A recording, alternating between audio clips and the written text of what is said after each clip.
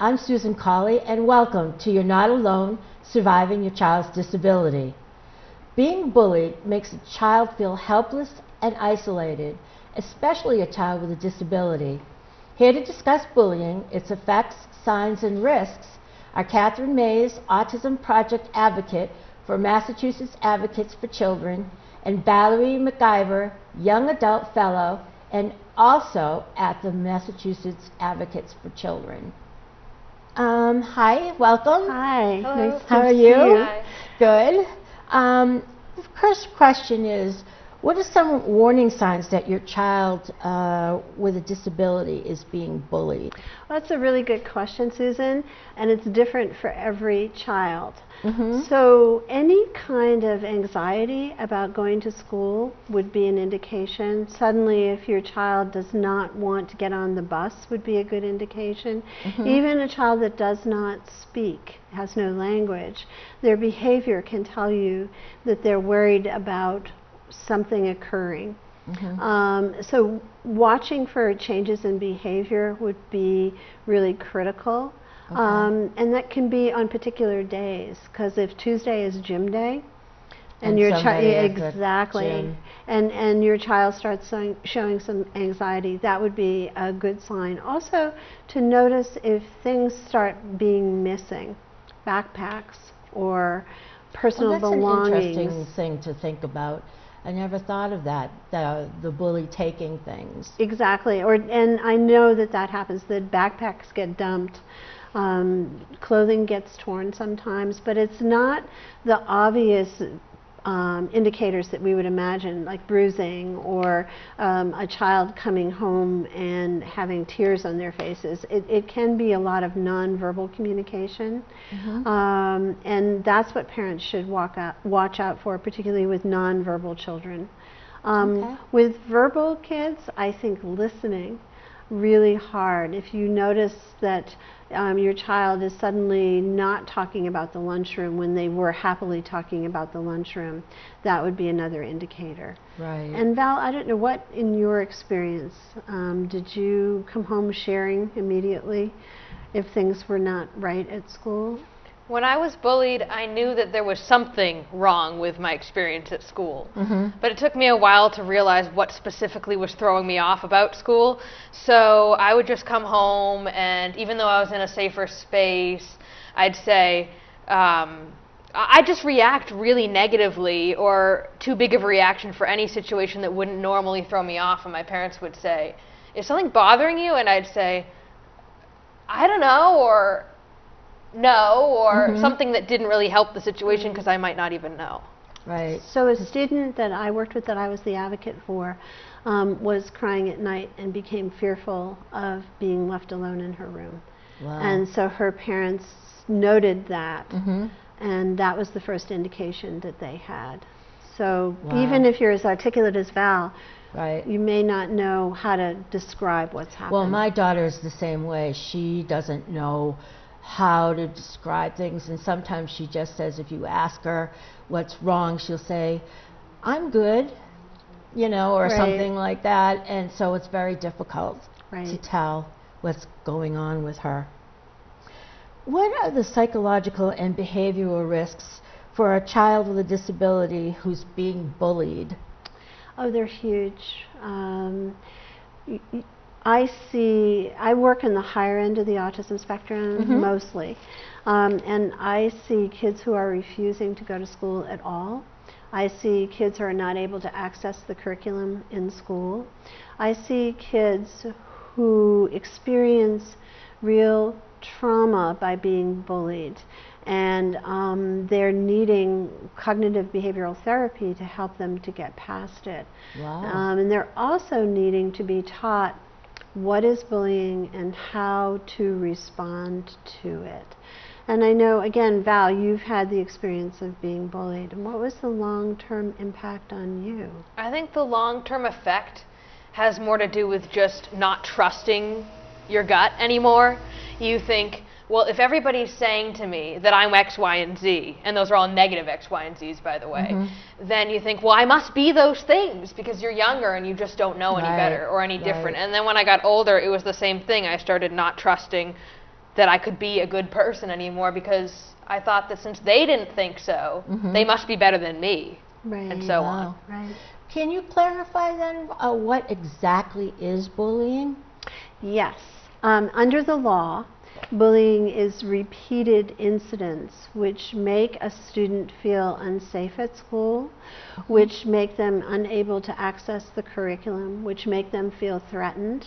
And bullying can be verbal, it can be cyberbullying, electronic media, it can be in written material, it can be nonverbal assaults, to use that word. And assault can be everything from actual physical harm to people repeatedly doing things which they know will get a rise out of the disabled person.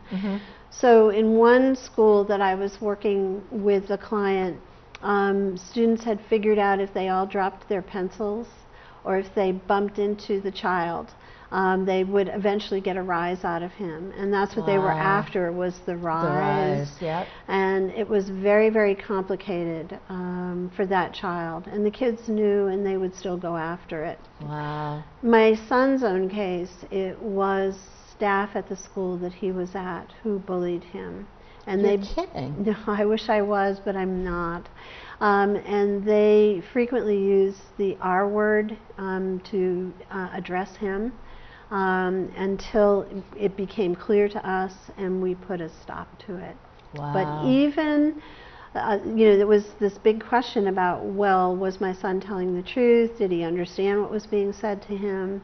And fortunately, his neuropsychologist was at the meeting, and he was able to explain that my son did not tell lies because he was an autistic person. Right. And autistic people don't know necessarily how to lie. Right. And secondly, he was not cognitively impaired, which was not the word that they were using, but it's the word I'm using, and that he was really able to tell when someone was being mean to him and using that word that we all hate that begins with an R.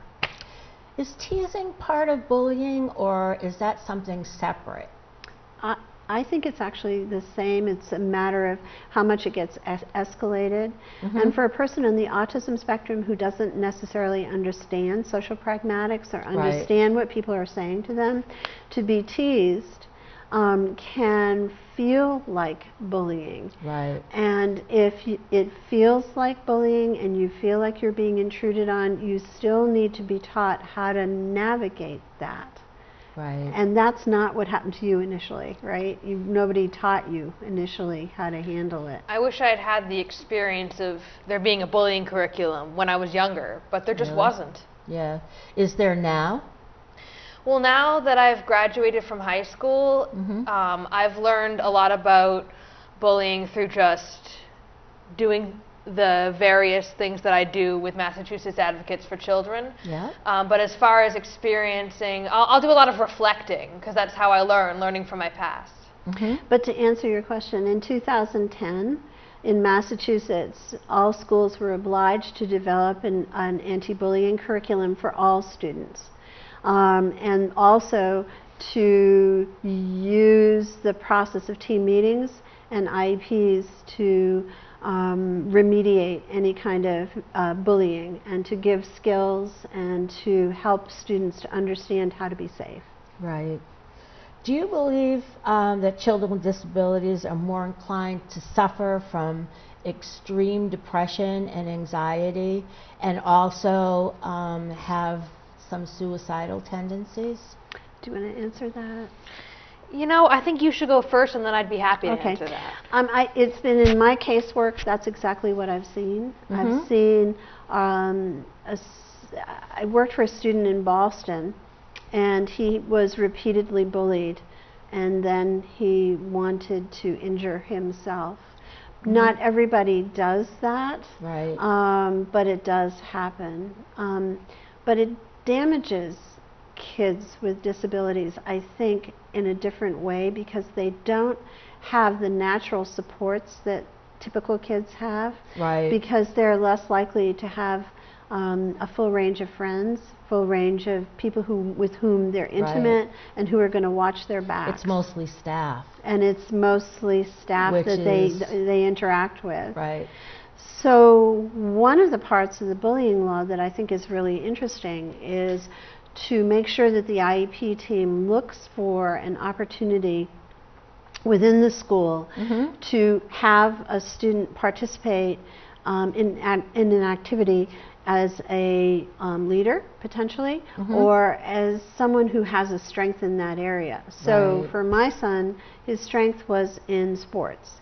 And so being part of a track team meant that there were people who had another context for him other than just be sitting next to him. And so he developed some relationships that way. He also played football, which was not as good a choice. Right. And that's where a lot of bullying occurred, was with football. But generally, to give a child an opportunity to have people see them as somebody who is able, whatever that means. It could be chess club, it could be through the friendship club, it could be in the band, it could be if you have a good skill with math, it could be if you have a good skill with cooking, or even a good skill with recognizing people and knowing who they are and recognizing their faces. Val, did you have some kind of hobby or something that you had in school? Like, did you have an opportunity to be in like art or whatever is offered? I really enjoyed participating in choir. Chorus was one of the first things that I did when I branched out from the smaller program I was in into the larger setting of the high school. It gave me confidence because I knew I loved to sing. I didn't have to question how to do it. It just kind of came naturally. Right. And then I would branch out into academics later on, trying things like Spanish, because I always have loved Spanish ever since I started learning it in middle school. And then English, I always loved to write, so it was okay for me. I didn't consider academics a place where I had to worry about making mistakes. So if I made mistakes in the social realms, I figured I could make up for that by doing my best in the academics. Oh, okay.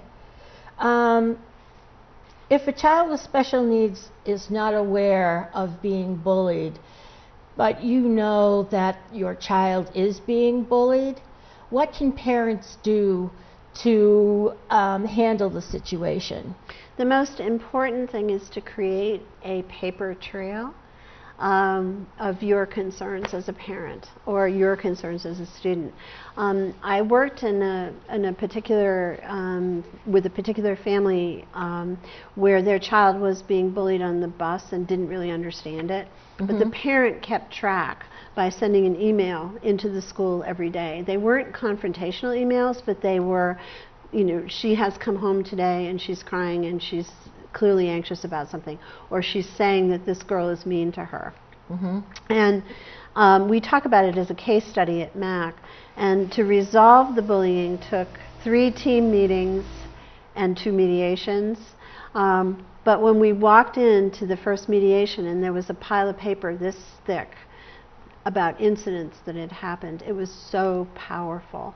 Wow. Now, I don't know if that's answering your question, but I think parents should trust their instinct that something is happening, something is wrong, because any student is going to be more comfortable at home with telling or indicating that something's going on, whether they tell you verbally or they tell you behaviorally. So I think parents should pay attention and document. And if you think something is like that is happening within the bullying law, you are encouraged to call a team meeting immediately. Right. And bring the team together and tell your concerns and try to work out a solution. Now, do classroom aides and teachers have the responsibility of reporting any bullying that they see? Absolutely. They are obliged to report it. But often they don't see it. Often it can be subtle, and it can be behind someone's back. And where it happens, typically, is in unstructured times. It happens in the cafeteria. It happens on the bus. Right. It happens in the bus line. It happens in the hallways of the school. So most often, the bullies are careful not to show people what they're doing. Right, kind of in back of the teachers or Exactly. the aides, and kind of like doing it when nobody's around. Right. And so what happens as a result is our children with disabilities will respond and not realize that they need to conceal what they're doing, because that's not part of how they think. They don't necessarily understand that. And so the reaction of that child that I told you about in the beginning was to explode and act out. And then initially he was punished for actually being aggressive when what he was doing was responding to how he was being provoked. And your situation was similar, wasn't it? Yeah, I would start melting down, and people would be like, there's no reason to melt down here. I'd be like, there is, but I didn't know how to explain what the reason was. Sometimes I wouldn't know exactly what had happened, I just knew it made me upset. So that wasn't very helpful. And I think that sometimes people assume that monitoring the behaviors of the child by having somebody watch them as much as possible will solve things. I think the reality is you can't monitor someone 100% of the time. Right. And even if you did, it doesn't necessarily keep them safe 100% of the time. Because that's just the way it is. And so I think that one thing that really helped me is, as someone with autism but who also is able to speak, I have had the fortunate experience of discovering that I love role playing. And so if I don't know how to do a situation in real life, at least I can practice beforehand. Right. Now, why doesn't a child with a disability ask for help? Would you address that, Valerie? Yeah, sure. So I think part of it is just unawareness that they need help. I know that when I was bullied, I thought, oh, I can figure this out. I don't know what I'm doing, but there's got to be a way around this. It can't. Right. And at first, I was very positive with myself, thinking like, I can make them be my friends somehow. Right. If I give them enough things from my lunch, or if I'm friendly enough, things will go away.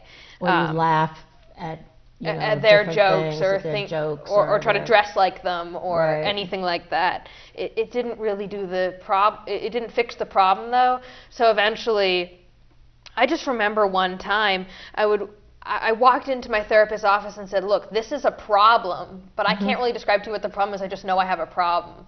And I know it's with this student, but I don't know any more details than that. Right. So I think the other thing is, to Val's point, that they may not have the language to explain it. Right. They may not understand that they're being bullied. Right. So they're not going to ask for help. But I think that to have somebody observe them, like a functional behavioral assessment, in a really unstructured time to see how they interact with other people would be a really good place to start, to see where bullying might occur. I was so worried about retaliation. I was just so worried that somebody would react to me, because I was told, don't tell so-and-so that this happened to you. And so then I thought, I better not, because I'm a rule follower. Right. So in the case of an older student, 18-year-old, one of the things that we did at her IEP meeting, because I had heard this from Val, you're being told not to say anything. And so what we did is have her role play. What do you do if somebody says, don't say anything? Right. And I thought that was really, really It's an excellent useful way of doing it. Yeah, I mean, role playing gives them an opportunity to, understand what's going on. To switch gears a little bit, what type of child or adult would bully children with special needs? I think that the hardest part about understanding special education students is that we all are different. And so people get it in their heads that they know what a special education student is like, and that they know that that they're vulnerable. That becomes obvious quite quickly. Right. And if a student that it does not have a disability walks up to a student that has a disability, they know that they have the advantage right there, and that is power right there. Yeah. So I see. it's someone who needs to feel powerful. You know, and it also, you know, it can be someone who has experienced bullying themselves, and that's how they interact in the world. They're mean kids. They're just mean kids because Right. maybe people have treated them meanly. And I know with my own son, I got to a point where I got tired of saying, well, you know, that child, this is going on in their home, and they, you know, they've had a difficult time. And I really got tired of saying that because my own son had a difficult time because he was a person with autism. Right. Valerie is a person with autism, and things are difficult for her. So why are we giving somebody more forgiveness or more room to behave badly? And I think it's really... bullies are bullying everyone, although students with disabilities are 2 to 3 times more likely to be bullied and to be bullied for longer periods of time. Right.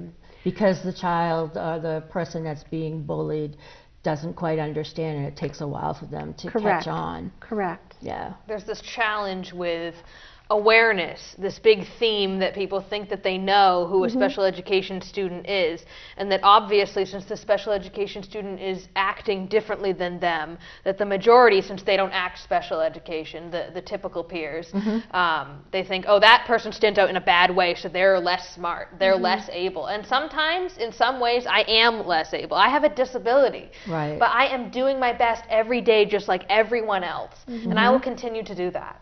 That's great. So to get back to your question about what should parents do after they convene an IEP meeting, is there are places within the IEP, within this, you know, the social goals with the speech language pathologist, within counseling goals, within even within their academic goals, for them to be taught what bullying is and how to respond and how to advocate for themselves.